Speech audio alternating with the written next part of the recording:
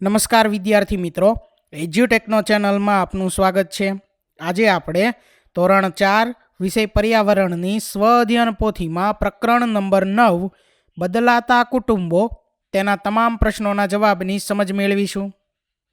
તો પ્રકરણ 9માં સૌથી પહેલા છે પ્રશ્ન નંબર 1, જેની સૂચના છે કુટુંબ વૃક્ષ દોરો. તો અહીં તમારે કુટુંબ વૃક્ષ દોરવાનું છે, બરોબર.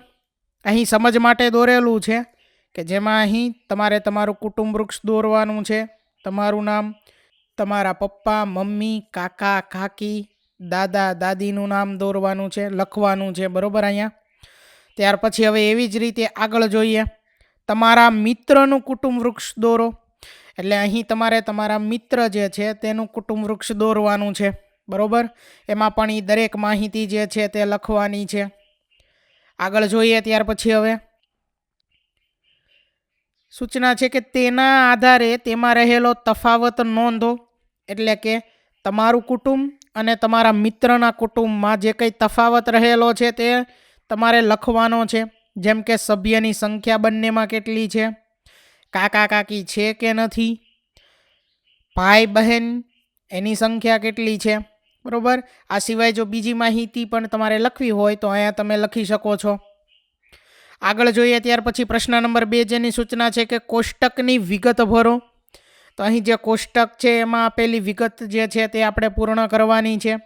વિગતની અંદર અહીં છે કે કુટુંબ હાલ ક્યાં રહે છે, તમારું કુટુંબ, તમારા મામાનું કુટુંબ અને તમારા માસીનું કુટુંબ, બરોબર. આ ત્રણેય કુટુંબ હાલમાં ક્યાં રહે છે તે નામ તમારે લખવાનું છે. અહીં લખેલું છે રાજકોટ, મામાનું કુટુંબ તો આટકોટ, માસીનું કુટુંબ તો જુનાગઢ. ત્યાર પછી જે છેલ્લા કેટલા વર્ષોથી ત્યાં રહે છે તો 5 વર્ષ, મામાનું કુટુંબ 18 વર્ષ અને માસીનું કુટુંબ જુનાગઢમાં છેલ્લા 12 વર્ષથી રહે છે. ત્યાર પછી 10 વર્ષ પહેલાં તે કુટુંબ ક્યાં રહેતું હતું તો જસદણ છે અહીં તમારા કુટુંબમાં. મામાના કુટુંબની અંદર આટકોટ લખેલું છે અને માસીના કુટુંબની અંદર બાબરા લખેલું છે. આવી રીતે માહિતી તમારે પૂર્ણ કરવાની છે, બરોબર. આજે કુટુંબમાં કેટલા સભ્યો છે તો એ માહિતી અહીં લખેલી છે. ત્યાર પછી 10 વર્ષ પહેલાં કુટુંબમાં કેટલા સભ્યો હતા તો તે માહિતી અહીં લખેલી છે. આગળ છે કે છેલ્લા 10 વર્ષમાં ફેરફાર થવાના કારણો, તો અહીં લખેલું છે બાળકનો જન્મ થવાથી.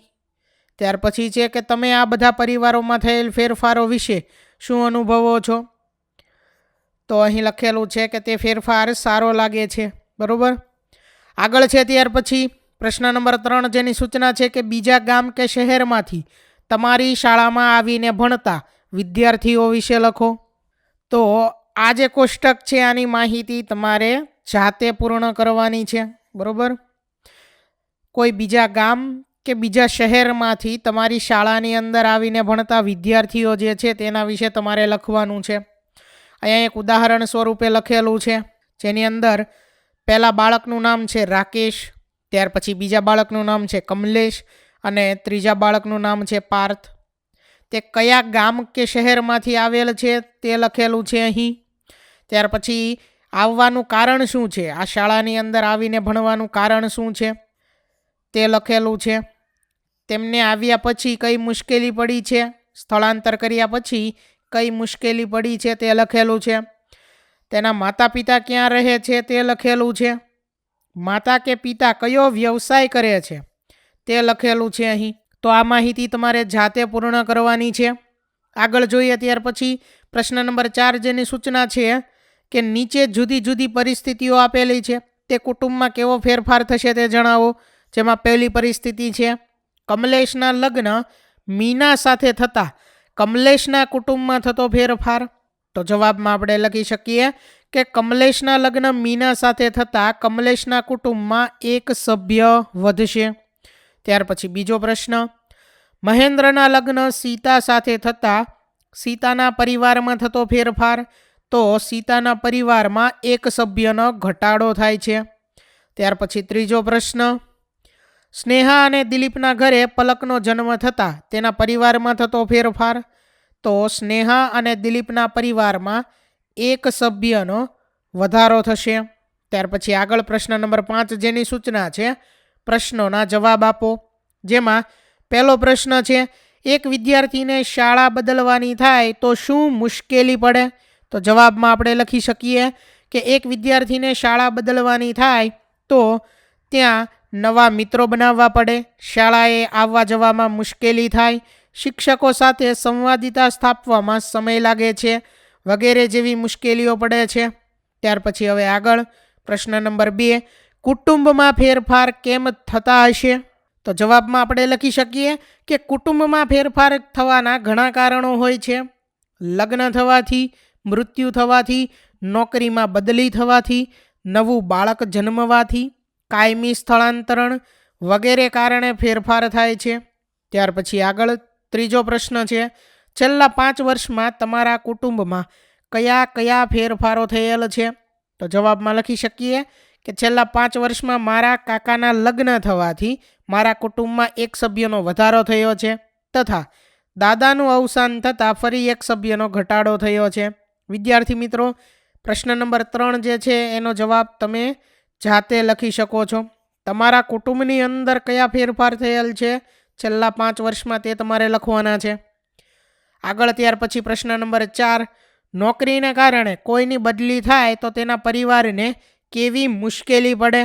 તો જવાબ છે કે નોકરીને કારણે બદલી થાય તો નવી જગ્યાએ રહેવામાં મુશ્કેલી પડે, બાળકોના શિક્ષણની મુશ્કેલી પડે, નવું મકાન શોધવામાં મુશ્કેલી પડી શકે છે વગેરે મુશ્કેલીઓ પડે છે. ત્યાર પછી આગળ પ્રશ્ન નંબર 5, તમારા પરિવારના કોઈ સભ્ય તમારાથી થોડા સમય માટે દૂર જાય તો તમને કેવો અનુભવ થાય છે? તો આ અનુભવનો તમે જાતે જવાબ લખી શકો છો. બરાબર, અહીં જવાબ લખેલો છે સમજ માટે કે મારા પરિવારના કોઈ પણ સભ્ય મારાથી દૂર થાય તો મને જરા પણ ગમતું નથી.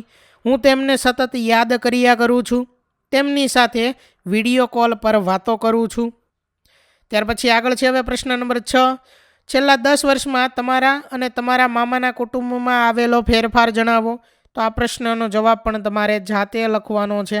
બરાબર, અહીં સમજ માટે જવાબ આપેલો છે કે અમારા કુટુંબમાં કાકાના લગ્ન થવાથી એક સભ્યનો વધારો થયો, મામાના કુટુંબમાં માસીના લગ્ન થવાથી એક સભ્યનો ઘટાડો થયો. ત્યાર પછી હવે આગળ છે પ્રશ્ન નંબર 6 જેની સૂચના છે કે વિધાનોને ખરા કે ખોટા કરી દર્શાવો. જો સાચું વિધાન હોય તો ખરાની નિશાની અને ખોટું વિધાન હોય તો ખોટાની નિશાની કરવાની છે. પહેલું વિધાન છે કે રમેશના લગ્ન થતાં તેના પરિવારમાં સભ્ય સંખ્યા વધશે. તો આ વિધાન ખરું છે. ત્યાર પછી બીજું, કોઈના ઘરે તેના પરિવારના સભ્યનું મૃત્યુ થાય તો કુટુંબના સભ્યોની સંખ્યા વધશે. તો આ વિધાન ખોટું છે. ત્યાર પછી ત્રીજું વિધાન જોઈએ, જીયાના લગ્ન થતાં તેના પપ્પાના કુટુંબમાં સભ્ય સંખ્યા વધશે. તો આ વિધાન ખોટું છે. ત્યાર પછી ચોથું વિધાન, વારંવાર શાળા બદલાતા વિદ્યાર્થીને મુશ્કેલીઓ પડે છે. તો આ વિધાન ખરું છે. ત્યાર પછી પાંચમું, રુસ્તમ અને રેહાનાના ઘરે બાળકનો જન્મ થતાં પરિવારમાં સભ્યો વધશે. તો આ વિધાન ખરું છે. ત્યાર પછી હવે આગળ પ્રશ્ન નંબર 7 જેની સૂચના છે કે ખોટો શબ્દ છેકી નાખો. એટલે અહીં જે વિધાનની અંદર જે ખોટા શબ્દો હશે, બરાબર, એ ખોટો શબ્દ જે છે તેને ચેકવાનો છે. આ 2 શબ્દો છે એમાંથી ખોટો શબ્દ આપણે ચેકવાનો છે. અને ત્યાર પછી સાચું વિધાન થાય તે જોઈએ. હવે પહેલું વિધાન કે આદિત્યના લગ્ન થતાં તેના પરિવારમાં સભ્યોની સંખ્યા વધશે. અહીં ઘટશે શબ્દ નહીં આવે. બરાબર. ત્યાર પછી બીજું વિધાન, પ્રીતિના લગ્ન થતાં તેના પરિવારમાં સભ્યોની સંખ્યા ઘટશે. ત્રીજું વિધાન, રમેશ અને નૈનાના ઘરે બાળકનો જન્મ થતાં તેના પરિવારમાં સભ્યોની સંખ્યા વધશે. ચોથું વિધાન, કોઈનું પરિવારમાં મૃત્યુ થાય ત્યારે સભ્યોની સંખ્યા ઘટે છે. ત્યાર પછી હવે આગળ જોઈએ પ્રશ્ન નંબર 8 જેની સૂચના છે કે આપેલા વિકલ્પોમાંથી સાચો વિકલ્પ શોધીને બોક્સમાં લખો. તો અહીં જવાબ તરીકે જે સાચો વિકલ્પ છે તે અહીં સામેના બોક્સમાં લખવાનો છે. બરાબર. પહેલો પ્રશ્ન જોઈએ કે હિના અને હરેશના લગ્ન થતાં તેમના પરિવારમાં શું ફેરફાર થશે? વિકલ્પ એ, હિનાના પપ્પાના પરિવારમાં સભ્યોની સંખ્યા ઘટશે. વિકલ્પ બી, હરેશના પરિવારમાં સભ્યોની સંખ્યા વધશે. વિકલ્પ સી, એ અને બી બંને. વિકલ્પ ડી બંનેના પરિવારમાં કોઈ જ ફેરફાર થશે નહીં. તો અહીં જવાબ છે વિકલ્પ સી એ અને બી બંને. એટલે કે હિનાના પપ્પાના પરિવારમાં સભ્યોની સંખ્યા ઘટશે અને હરેશના પરિવારમાં સભ્યોની સંખ્યા વધશે. ત્યાર પછી હવે આગળ જોઈએ. બીજો પ્રશ્ન છે, નેહા અને મનીષના ઘરે બાળકનો જન્મ થતાં તેમના પરિવારમાં શું ફેરફાર થશે? તો એમાં જવાબ આવશે વિકલ્પ બી પરિવારમાં સભ્યોની સંખ્યા વધશે. ત્યાર પછી ત્રીજો પ્રશ્ન છે, કઈ પરિસ્થિતિમાં તમારા પરિવારમાં સભ્યોની સંખ્યા વધશે? વિકલ્પ એ છે પરિવારમાં બાળકનો જન્મ થવાથી, વિકલ્પ બી પરિવારમાં કોઈ પુરુષના લગ્ન થવાથી, વિકલ્પ સી પરિવારના સભ્યની બદલી થવાથી કે વિકલ્પ ડી એ અને બી બંને. તો જવાબ અહીં આવશે વિકલ્પ ડી એ અને બી બંને. એટલે કે પરિવારમાં બાળકનો જન્મ થવાથી અને બીજું પરિવારમાં કોઈ પુરુષના લગ્ન થવાથી. તો આ બે પરિસ્થિતિમાં પરિવારમાં સભ્યોની સંખ્યા વધશે. ત્યાર પછી હવે આગળ જોઈએ.